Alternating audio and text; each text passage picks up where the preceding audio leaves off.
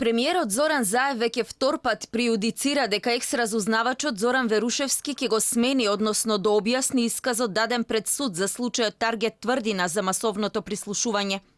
Советникот на Заев, еден од највлијателните во сферата на безбедноста, може на 10 октомври за страутно модифицирани и компромитирани бомби во судница и да каже "не сте ме разбрале", но давањето лажен исказ е кривично дело.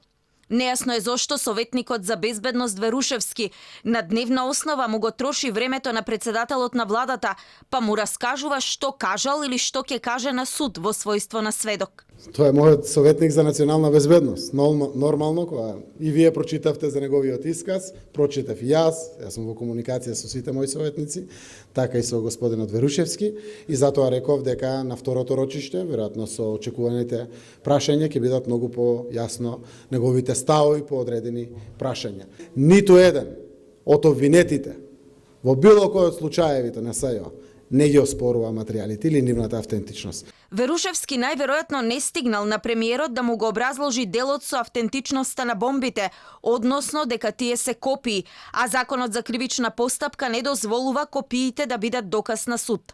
Самиот Верушевски, уште кога беше уапсен во случајот Пуч, бараше бомбите да се вештачат. И по 4 години СЈО не докажа дека нелегалните разговори се автентични, а според законот, оној што обвинува треба да докажува. Бранителите пак на обвинетите како да зборуваат во празно во судот. Впечатокот е како се да проаѓа ако стои пара в СЈО. Па дури се занемарува и кога адвокатите носат вештачања во кои се гледа дека разговорите што се случиле во октомври и јуни се снимени во ноември и август.